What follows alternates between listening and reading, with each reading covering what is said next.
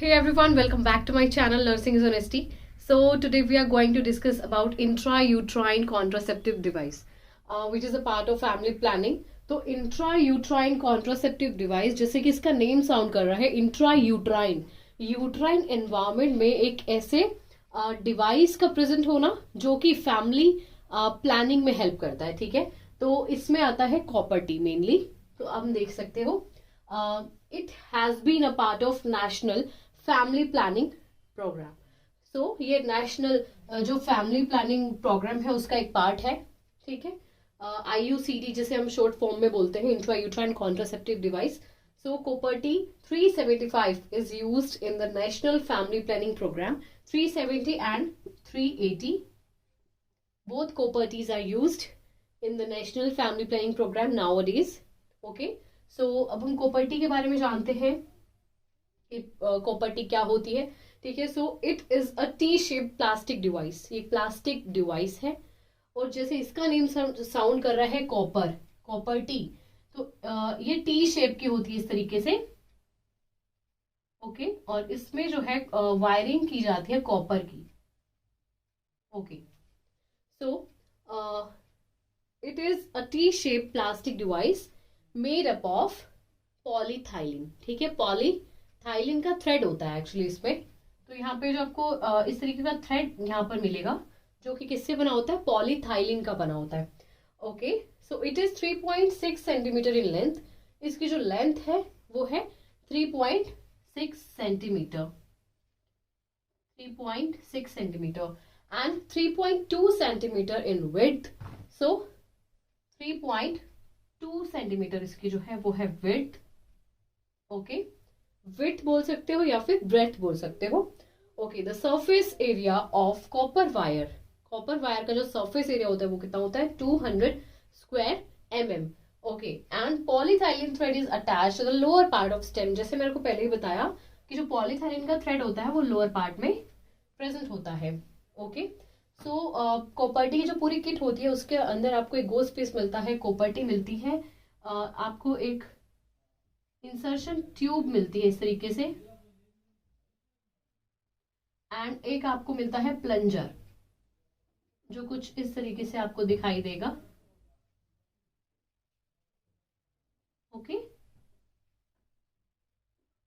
तो आपको कोपर्टी किट में मिलता है कोपर्टी, गोज पीस, एक insertion tube and one plunger sorry. Okay, so ये आप पोस्टर देख सकते हैं कि यूट्रस में कोपर्टी को किस तरीके से प्लेस किया जाता है, इंट्रा यूट्राइन एनवायरमेंट में कोपर्टी को किस तरीके से प्लेस किया जाता है आप देख सकते हो.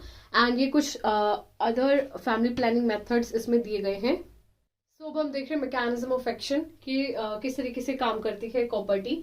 सो it inhibits sperm migration to the upper genital tract. Lower genital tract से लेकर के अपर जेनाइटल ट्रैक्ट तक स्पर्म को माइग्रेट नहीं होने देती है, ट्रांसफर नहीं होने देती है, जिसकी वजह से क्या होता है,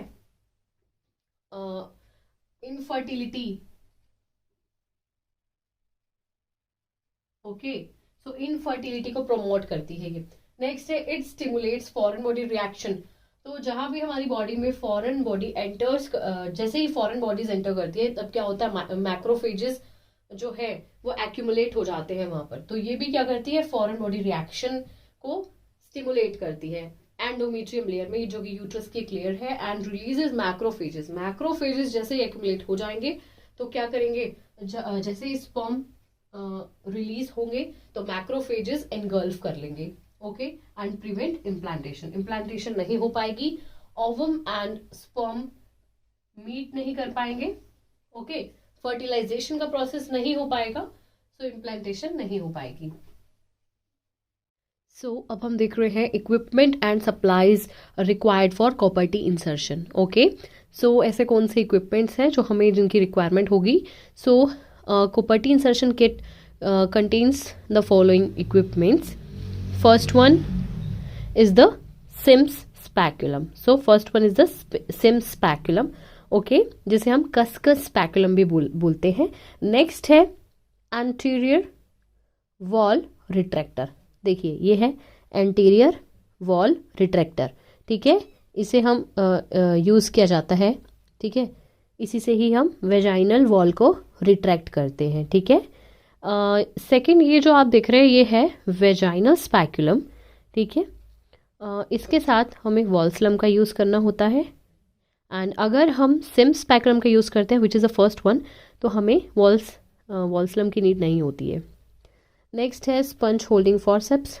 तो यह स्पंज होल्डिंग फॉरसेप्स आप देख सकते हो, ओके। गोज पीस वगैरह इससे हम होल्ड कर सकते हैं, ठीक है। सीजर की हमें नीड होती है, ओके, थ्रेड को कट करने के लिए। And last one is the uterine sound. Uterine sound की हमें नीड होती है to check the length of the uterine cavity. Uterine cavity की लेंथ को मेजर करने के लिए हम यूट्राइन साउंड का यूज़ करते हैं, देख सकते हो, okay. These are some common instruments.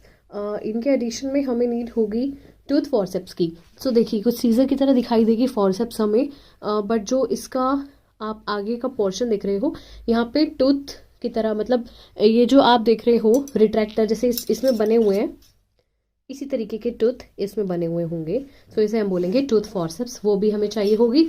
स्टेलाइज्ड cotton swab हमें चाहिए, जो हम स्पंज होल्डिंग फॉरसेप्स से होल्ड करेंगे, ओके। एंटीसेप्टिक सॉल्यूशन का हमें बाउल चाहिए होगा। किडनी ट्रे चाहिए होगी for keeping used instruments, okay. Cheatle forceps चाहिए हमें। इन सभी आर्टिकल्स को एक एक करके उठाने के लिए चिटल फॉरसेप्स से हम इन्हें होल्ड करेंगे। स्टेलाइज आर्टिकल्स को हम चिटल फॉरसेप्स से होल्ड करते हैं।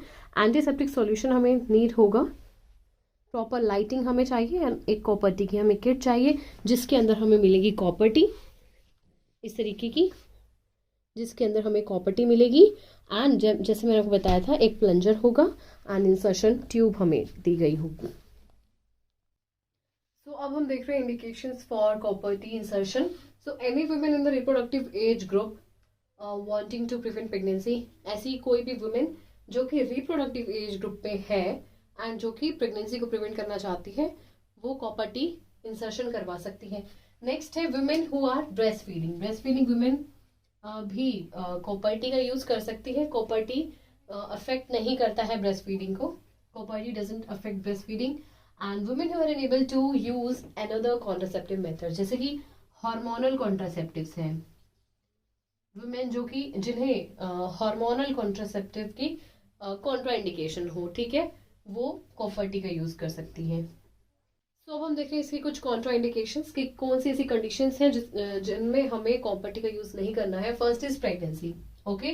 एक्सेसिव मेंस्ट्रुअल ब्लीडिंग, अगर बहुत ज्यादा मेंस्ट्रुअल ब्लीडिंग है उस केस में हम कॉपर टी का यूज नहीं करेंगे, ओके। जेनाइटल ट्रैक्ट का अगर इन्फेक्शन है, चाहे वो लोअर जेनाइटल ट्रैक्ट का इन्फेक्शन हो या फिर अपर जेनाइटल ट्रैक्ट का इन्फेक्शन हो, उसमें कॉपर टी जो है वो कॉन्ट्राइंडिकेटेड रहेगी। सीवियर अनीमिया अगर पेशेंट को है उस केस में भी हम कॉपर टी का यूज नहीं करेंगे।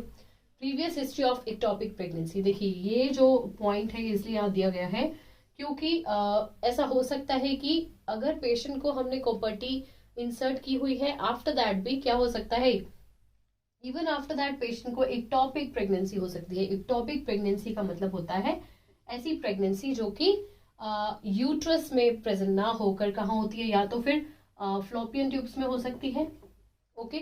तो ऐसी एक प्रेगनेंसी जो कि फेलोपियन ट्यूब में ही इम्प्लांटेशन हो जाए, ओके, उसे हम बोलेंगे इक्टोपिक प्रेगनेंसी। अब ये पॉइंट यहाँ क्यों दिया गया है, देखिए कॉपर टी से क्या होगा, जैसे ही यूट्रस में कॉपर टी को प्लेस किया जाएगा, देखिए कंप्लीटली तो नहीं बट कुछ स्पर्म जो है यहाँ से पास आउट हो जाएंगे, ओवम तक पहुंच जाएंगे एंड फर्टिलाइजेशन का प्रोसेस यहाँ पर हो जाएगा। आफ्टर दैट जो फेलोपियन ट्यूब में फर्टिलाइज्ड ओवम आएगा तो वहीं पर ही इम्प्लांट हो जाएगा, क्योंकि आगे तो वो पास आउट नहीं हो सकता बिकॉज ऑफ कॉपर टी। तो कॉपर टी की वजह से क्या हो सकता है, इक्टोपिक प्रेगनेंसी हो सकती है। तो ऐसी अगर कोई वुमेन है जिसे इक्टोपिक प्रेगनेंसी की हिस्ट्री है, उसे हम कॉपर टी इंसर्ट नहीं करेंगे। तो आई होप आपको आज का टॉपिक क्लियर हो गया होगा and do like share and comment to my YouTube channel which is nursing is N ST.